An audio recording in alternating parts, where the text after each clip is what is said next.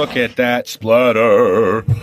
The blood. The blood splatter of revival. It's all that eight. This mercruiser 3.7470 engine is seized up, so I started by adding a few Kajuga lugs to each spark plug port to help lubricate the cylinder walls and piston rings to hopefully allow me to free up the stuck engine. After a few unsuccessful attempts at prying on the front pulley housing, I moved back to the starter port where I can see and have access to the teeth on the main flywheel, obviously after removing the starter, which we will bench test later on. But with the starter out and out of the way, I could grab the crowbar and attach it to one of the teeth on the flywheel and start to pry. Hopefully this will gain us the access we need.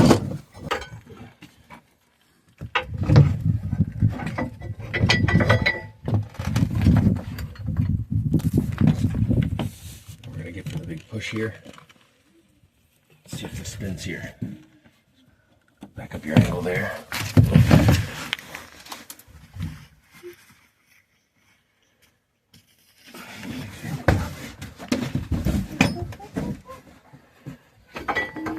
Harder to get.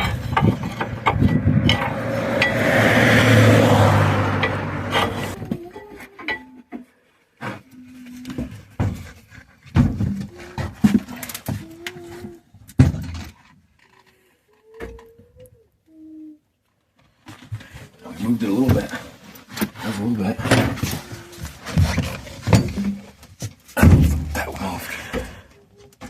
That's moving. See that? That's good. That's good. Break that free. All right, back up. That's cool. You can just be there. That's good. That's nice. That's right. Ooh, that's it. It's moving a little bit. That's good. Means we're gonna get the engine moved around. I'm gonna try to go back the other way to seesaw it, so we're not just forcing it in one direction.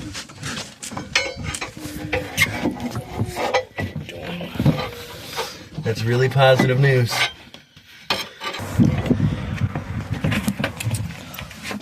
Push.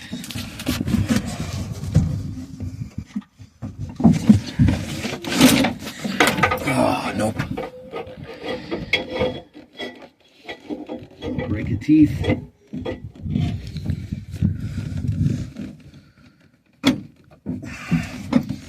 Force it back the other way very easily now. See, since I spun that a little bit that way, if I can force it back this way, like this, now that I broke it free a little bit.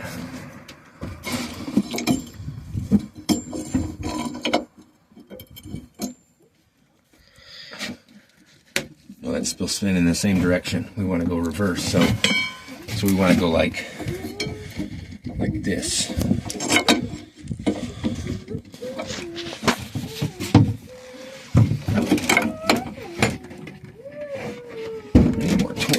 More leverage. Okay. Let's go back to the gear hole, because the gear hole gets us a lot more,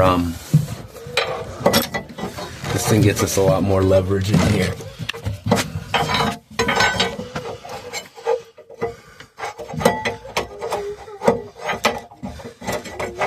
Just have to get on one of those teeth real nice. The pushing angle has to be different here. So I need to push. See if we can move that without me falling. If it comes loose. Ow!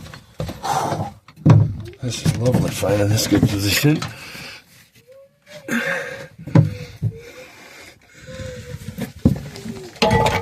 I don't know if that moved or me. Yeah, that moved it. That 100% moved it. Definitely. We wiggled it back. Wiggled it back. Let me go down a couple more teeth. See if you can get a close-up of this, like, right in that hole. Look at the little... See if you can get right in that hole. See that hole right there? Yeah, look at the hole with the screen. And I'm going to try to shove this. Yep. Oh, yeah, we can. Look at that. Nice.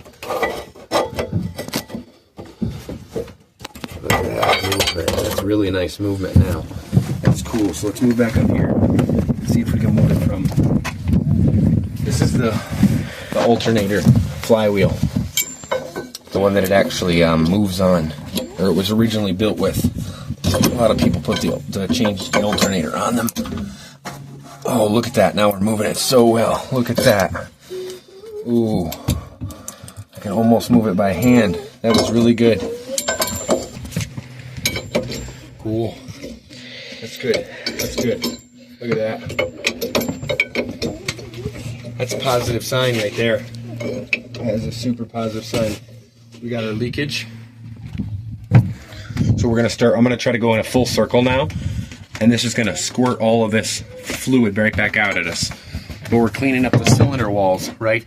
Because as the piston is going up and down, these rings on the piston more than likely froze up a little bit, and there's corrosion on the top of here. There wasn't a lot of corrosion, but in cylinder number 1, I saw that like white kind of corrosion. I've kind of oiled it up at this point, but it was that whitey corrosion from condensation, not from rust actually getting inside of the engine, and that was a really good thing.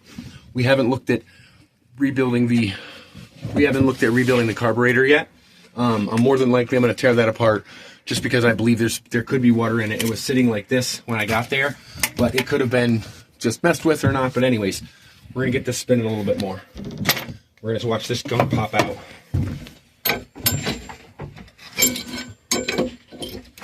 Yeah, there's a spot. I have to go back to the gear bar for that.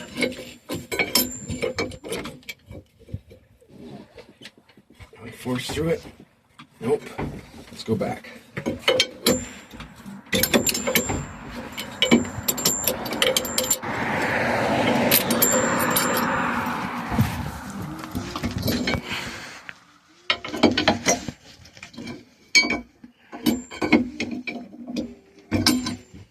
There's that spot. Okay, we're going to get in the gearbox and we're going to move that around. See if we can do that from in there.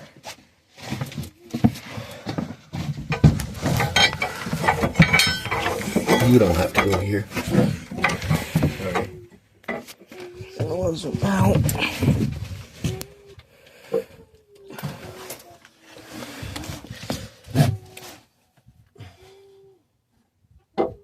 The gear inside of there has a much better grab on the actual camshaft down in the bottom, the thing that actually makes the pistons run up and down, rather than the front alternator bolt. So we got a little more out of that. Let's go back and break it free here. So I'm going to work at this back and forth. I'm going to work at this back and forth, and we're going to get it freed up, and then we're going to go from there. All right, I think I'm all the way around, or we can do it by hand now. I went all the way around. Ow! Don't pinch your stuff open. Oh, instant bleeding. I should be able to hand spin this basically. Look at that. So we have freed it up really well. We busted out everything out of here. It spins all the way around. I just don't want to bust my hand up any more than I did now. So, okay, next step, I'm going to hook the starter back up here. I'm going to put the starter back in, and then we're going to hook up the battery, hit it with some power, and squirt out all of that junk that's inside of these cylinders here. I did fill both of these two of the 4 ports with ATF. None of them squirted out, had anything squirt out. I don't know if that's normal or not. Somebody can tell me in the comments.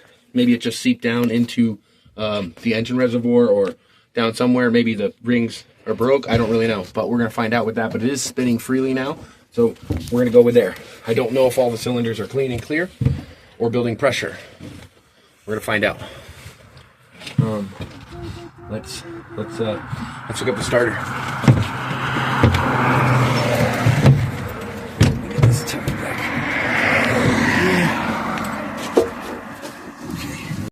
All right, so we're going to go on a test spin now. We hooked up the battery. I hooked up the starter. I don't have the spark plugs in. All right, so we're going to go for the test. We're going to actually just pump out fluid out. Let's do it. No. Power. Nothing. Stop. Something's not giving us enough power. We don't have enough power. That's our problem. We need to charge our battery. I remember that. All right, test. Test number 2. with the battery on the charger. Let's go. Let's see what happens. Let's get some stuff to kick out of here. There's some action. Look at that splatter. The blood. See, that is not the end of something. That's revival. That's the blood splatter of revival. It's all that ATF coming out of there. That's good stuff. Let's do it again. Hit it again.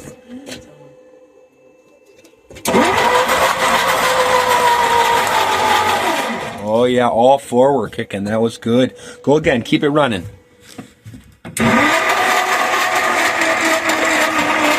Oh, you're good. Okay, that's good. That's good. That's good.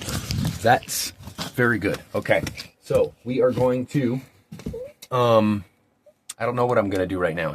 I don't know what I'm gonna do right now. What I'm gonna do is I'm going to. That's moving. We're gonna let the battery charge up more. That's for sure. I'm going to put the spark plugs back in. I'm gonna see if we can get spark. No, I can't. I gotta get a distributor. Come over here. I need to get distributor parts, or whatever this mechanism is called. I have the cap. I have 2 caps or 3 caps laying around here. 2 of them. One of them's gonna work for me. I know that. Okay. And then I just gotta get the rotor that goes on there, and throttle linkage for right here. Something here that connects this to this last part. Other than that, I got wires, and we're gonna get it all put together. I gotta get a couple pieces ordered, and we'll get back to it with that. And good.